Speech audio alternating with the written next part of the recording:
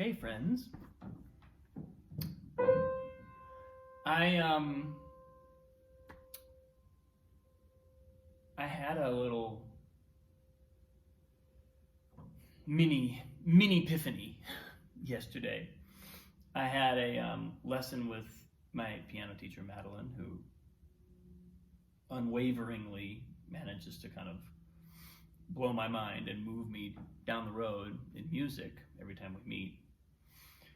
And I was playing one of the Chopin études, which has been my focus for some time now, and probably will remain my focus for some time now. And I had started a new piece, was just beginning to kind of explore it, and she started talking about some of the other selections. She said, "Oh, I know there's one in book 2 or in the second set of etudes that would be really good for you, the butterfly etude." And then she said, "Oh, but you'd also really love the ocean etude." And then she said, "Oh, well, there's also this one called the winter wind." And all of a sudden, I found myself looking through this book and seeing not a bunch of exercises, but these big, rich images coming to life on the page.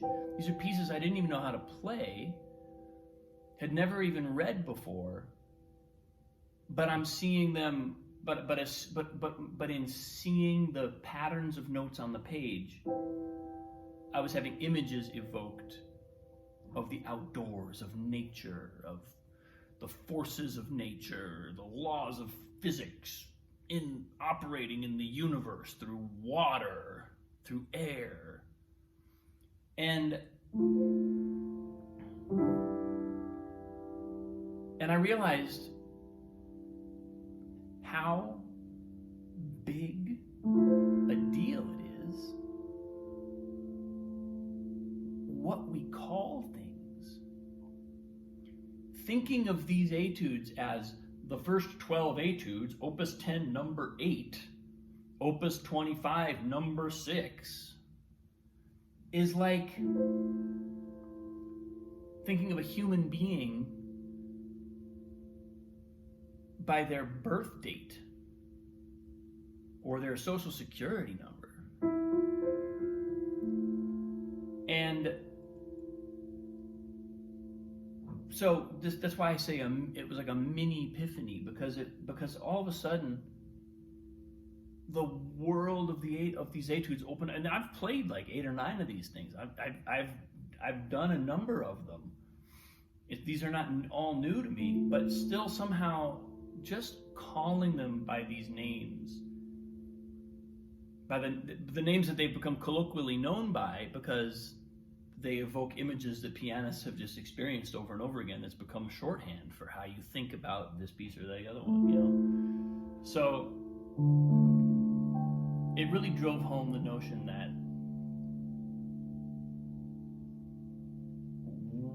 what we name things, how we use language to name things in our life, has a huge impact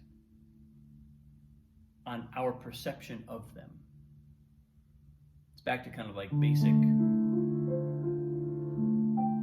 structuralism, basic kind of linguistic philosophy type stuff, where we know that the language we use to describe the world affects how we see it. But having a little hit of that in the middle of a piano lesson was just very striking and kind of really drove it home for me.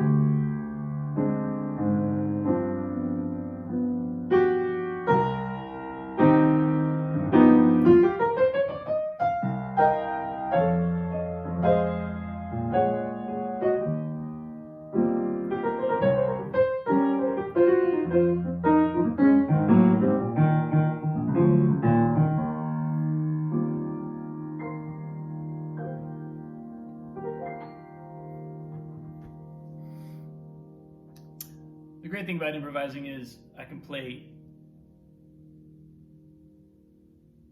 whatever portion of a song I feel moved to, and then if it dives into another song, and it dives into another one, and it dives into another one,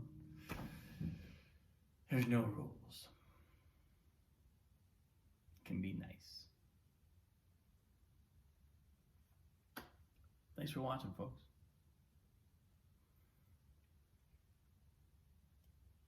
Have a wonderful day.